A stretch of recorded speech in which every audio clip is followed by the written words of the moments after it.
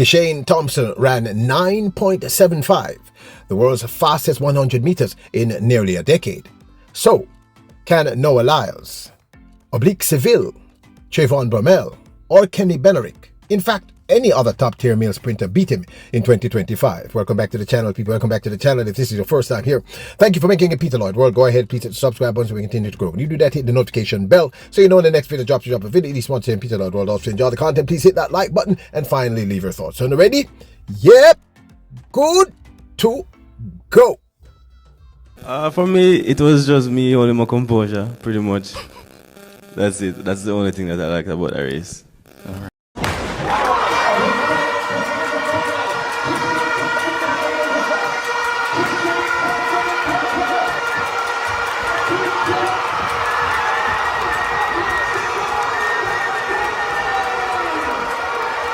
In the finals of the men's 100 meters at the Jamaican National Championships 2025, Jamaica's Kishane Thompson improved his personal best from 9.77 to 9.75, set a new world lead in the men's 100 meters, and ran the fastest 100 meter ran by any male in the world in almost a decade. Yes, you heard me right, in almost a decade. The last time anyone ran as fast in legal win, the time of 9.75 in the 100 meters, but as was at the Lausanne Diamond League in Switzerland, July the 9th, 2015, and that was Justin Gatlin. Now, I must tell you that young Jordan Scott ran a win-assisted 9.75 at the NCAA's West First Round in College Station, Texas on May the 30th, 2025. However, this was not wind legal, meaning if you are running, the wind is behind and pushing you, it's called a plus wind in the 100 meters or the long jump or the 200 meters. And what this actually means is that the wind is pushing you towards, so it's a favorable wind pushing you towards the tape. And if that wind is over, if it's a plus 2.0 or if it's over plus 2.0, then the wind is not legal. So in all fairness, what Kishane Thompson just achieved at the Jamaican National Championships running at 9.75 is a phenomenal thing. Absolutely phenomenal. But as you saw in that earlier clip that opened the video, he seems to think that he was just running to form. And that, I think, says a lot about his confidence and where he's at. Introducing Peter Lloyd World merchandise, where style meets comfort. From trendy tees to cozy hoodies, we've got something for everyone. Elevate your wardrobe with our high-quality, fashionable designs that make a statement. Whether you're hitting the streets or chilling at home, Peter Lloyd World has you covered. Shop now and upgrade your look with Peter Lloyd World merchandise. Available exclusively at Peter Lloyd World. Link in description below. Now, the man who could possibly tackle him is obviously the second fastest man in the world thus far for 2025, which is Jamaican mate, the remarkable Oblique Seville, who in that same men's 100 meters came second after a scare with injury. I mean, he was feeling, I think it was his thighs, or was it his, he felt uncomfortable. And he almost didn't run, but Oblique Seville ran a very impressive 9.83, which is thus far the second fastest time this year. So had he been healthy, so to speak, what could he have ran?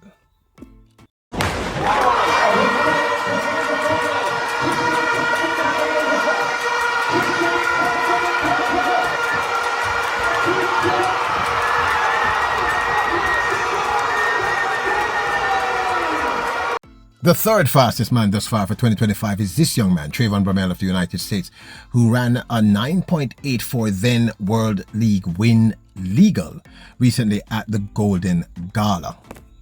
There's Trayvon Bromell, World Indoor Champion back in 2016 in Portland. Trayvon Bromell's running away with this one at the moment. Good running on the inside from Assembly. But Trayvon Bromell storming this one and destroying that field. And look at the time, 9.84. If that's confirmed, it's the fastest time in the world this year.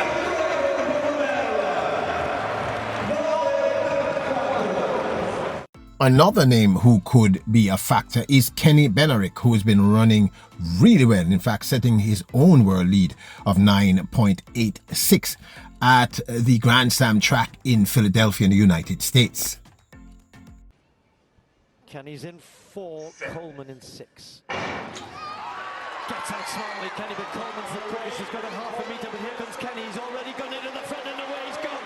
Again, Kenny Bednarek is a boss. 9.87. Wow! It's quick here in Philadelphia. And of course, there's the remarkable Akane Simbini of South Africa.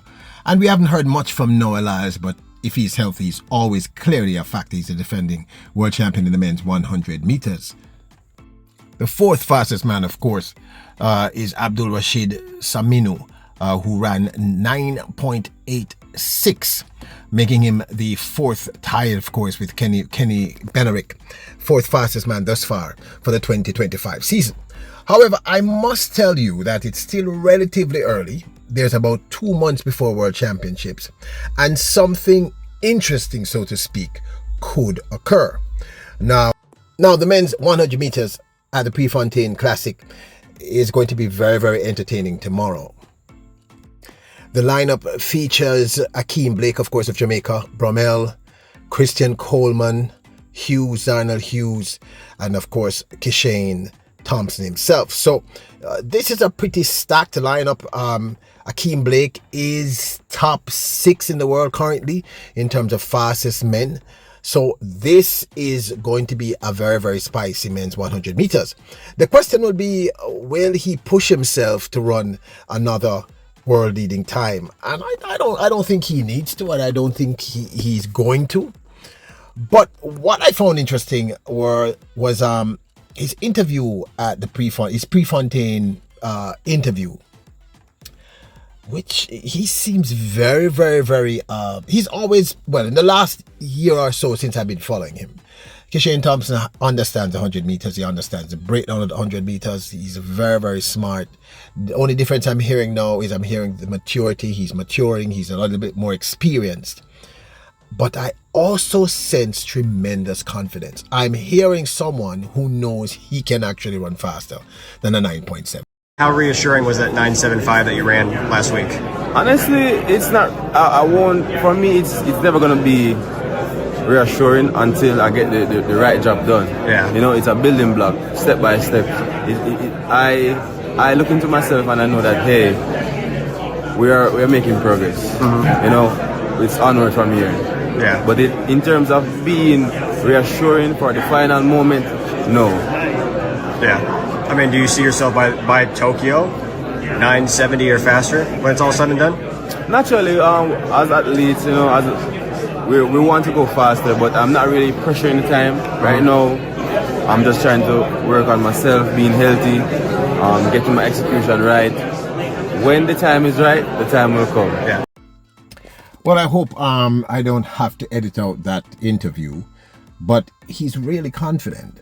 He's not overstating his case or understating it, but you get the sense that in training he's running faster. Now, this, of course, is my 2 cents. I've been saying since last year, anyone who's been a regular here, and many of you, you know, some of you agreed, some of you, of course, naturally would disagree. But I've been saying to you that I believe that this young man is a sub 9.70 athlete. I believe he's that fast. The way he executes, the way he runs, I get the very strong feeling that once because his 100 meters is not perfect. He has a good start, great start. His drive face is solid, but there are still tweaks that can be made. And even the most minor tweak in a men's or a woman's 100 meters can make a massive difference in terms of time. Now, we see him running through the line, which is a lot better than he did last year. He's a lot more certain, more sure-footed. His technique is a little bit more fluid, but even he admits that more and more tweaks need to be made. But the thing that keeps striking me is that underlying sense of confidence. We haven't seen that in a while. Well, we kind of see it in Noah Lyles, but Noah Lyles is more loud with it. Thompson it's there. You feel it. You sense that he knows how fast he can go. Now, I still believe what happened to him at World Championships was what were at the Olympic Games was a result of his inexperience. We can't say he's inexperienced anymore. In fact, from I saw him run against Akana Simbini earlier, opening his 100 meters, and Simbini clipped him on the line and he smiled and shook his hand, I knew that we were seeing a very, very, very different athlete. This athlete knows exactly how good he is and how good his potential is. The other thing that I like is in a previous interview, he said he's not really thinking about time. And when an athlete tells you that, I think it means they have a time in their head that they're working towards. Now, the question I asked is, can anyone beat him? Yeah, of course. It's 100 meters. He can have a bad start. And we saw Usain Bolt beaten several times. So he can be beaten. But maybe the question that we should ask is, can anyone actually run faster than this 9.75 win legal run in the pro ranks? And I don't think anyone can. I don't think so. Now, I know that last year I had said I didn't believe Noah Lyles could drop below a 9.80, and he proved me wrong. He ran 9.79. But I believe that every athlete, there's a bar. There's going to be a bar that you probably can't run faster. Because if that was the case, then Usain Bolt's world record would have been broken many, many, many times a long time ago. I just think that Kishane Thompson is the fastest man we're going to see for a while. Now, if there's anyone I think who could actually tackle him, it would be Oblique Seville. And I'm not going to knock Bednarek. Bromell is a brilliant runner, but he tends to fold under pressure. That's just my opinion. I am a huge fan of Bromell. I am not being disparaging. I'm just telling you my opinion. That's why it's called my 2 cents. So I think Bednarek, a healthy Noah Lyles, could possibly tackle him, because Noah Lyles does seemingly the impossible at times. Like I said, people, after he ran that 9.79 and literally by a hair's length, hair's width, not even length, beat Kishane. I have to say Noah Lyles should not be underestimated. But if we're going to talk about who is faster than Kishane Thompson, which is really the question that should have been asked, I don't think there's that person right now. I can't see anyone outside of maybe a very healthy Oblique who could even run 9.75 at this point. It's not impossible. There are athletes who have done it, but none of them seem to be in that kind of shape. And I do believe that he can run faster than 9.75. I want to say it again. I believe he can run 9.69. I'm going to keep saying that. And I'm not the only person. I've said it to you before. His coach, Stephen Francis, has said he can run sub 9.70. So, can anyone beat him? Of course. It's track and field. On the day, he's not feeling well. On the day, bad start. On the day, stumbles out of the blocks. Yeah, it's possible. Some of these other athletes they're all running great times. Bednarek, 9.86, 9.84, 9.83. Those are not comedy times. Those are really fast times. That 9.79 that was run last year is one of the fastest 100 meters in the men's 100 meters in over a decade. So those times are not to be scoffed at. So can he be beaten? I think so. It's not impossible. But can anyone run faster than him at his best? Of this crop of sprinters? I don't think so. But this, of course, is my 2 cents. I'd love to hear your thoughts. Do you agree with me? Do you think he can be beaten? Or do you think that there's anyone out there who can actually run faster than him at this point?